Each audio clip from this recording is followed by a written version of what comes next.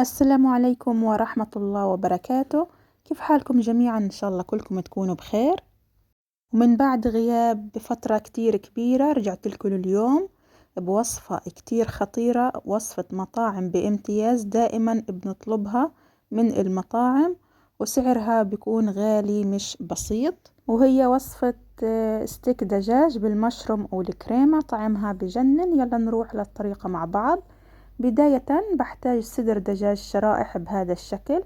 الكمية طبعا اللي انت بتحدديها وبتختاريها. راح اتبل عندي الدجاج او ستيك الدجاج بالملح والفلفل الاسود، وكمان راح اضيف توابل دجاج. طبعا كمية التوابل على حسب الكمية اللي انت راح تستخدميها. انا اليوم راح اعمل نصف كيلو من صدور الدجاج. راح اضيف نص معلقة صغيرة من التوابل اللي ذكرتها. هنا راح اضيف معلقة صغيرة من الزعتر الاوريجانو، وراح اضيف كمان شوية من الزيت الزيتون، او ممكن تستخدمي زيت نباتي عادي. راح اقلب هاي المكونات كلها مع بعض، وممكن تتركي هاي التتبيلة لمدة ساعة او ساعتين او اكتر حتى في التلاجة. بعد هيك راح اجيب قطعة من الزبدة او معلقة كبيرة من الزبدة على نار عالية، وراح اضيف شوية من الزيت النباتي واترك الزبدة هاي تسيح. مجرد ما الزبدة تسيح على طول بضيف قطع الدجاج لحتى تتحمر. هذا الشغل كله بيصير على نار عالية لحتى الدجاج عندي ما يفقد العصارة اللي فيه ويضله طري في هاي الوصفة، ما ينشف مني. راح اضيف عندي كل الكمية اللي راح اعملها لليوم، واقلب الستيك عندي واعطيه لون ذهبي حلو. تقريبا بياخد كل وجه دقيقتين بس. هنا راح اقلب القطع اخذوا لون حلو. راح اقلبهم على الجهة الثانية، وراح يحتاجوا كمان دقيقتين تانيين، وبعد هيك خلص بطلعهم وبضيف غيرهم. راح اضلني اقلب لحتى ياخدوا لون حلو وذهبي. خلص هيك اللون تمام. والآن راح ننتقل للخطوة اللي بعدها، طبعا بعد ما أخلص الكمية كلها. في نفس المقلة هو مكان تشويح ستيك الدجاج راح أضيف كمان معلقة من الزبدة أو قطعة من الزبدة، وأضيف هنا شرائح من البصل. طبعا على حسب الكمية، على حسب الرغبة، زي ما بدك بتقدري تضيفي خضار في هاي الوصفة. راح أشوحه بالزبدة ومكان صدور الدجاج هنا، وبعد هيك راح نكمل بشغل مع بعض. وعبال ما البصل هنا عندي يتشوح راح اعمل رز بجانب هاي الوصفة. رز عادي ابيض، مش راح اعمل اي نوع من انواع الرز المبهر. شوحت هنا صحن رز مع زيت وسمنة. راح اخلي الرز يتشوح منيح واحركه بهاي الطريقة.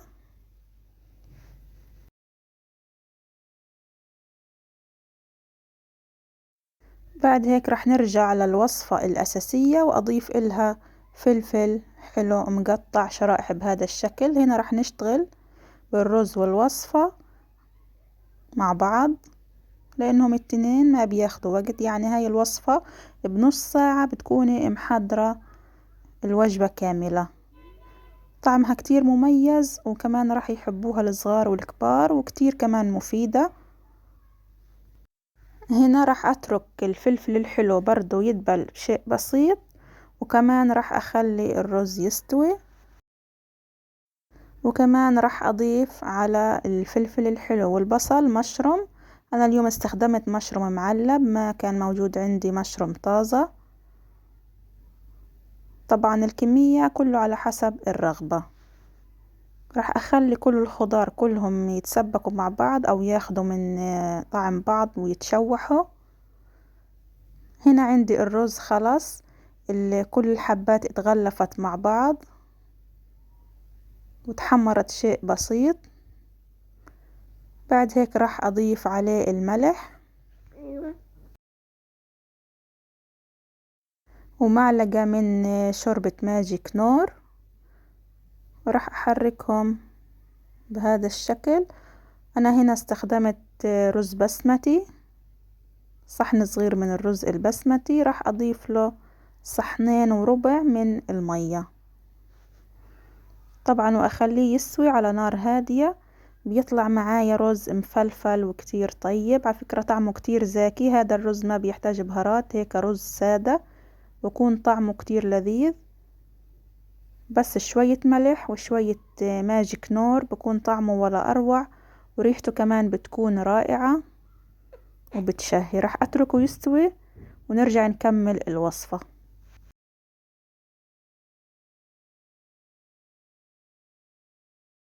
هنا راح أبهر الخضار الموجودة عندي. راح أضيف شوية بهار من بهار الدجاج، وراح أضيف نص معلقة من ماجي كنور، وكمان راح أملح، وراح أضيف فلفل أسود، طبعا حسب الرغبة الملح والفلفل الأسود. بعد هيك راح أضيف هنا كريمة طبخ جاهزة. أنا اليوم استخدمت كريمة بوك بهذا الشكل.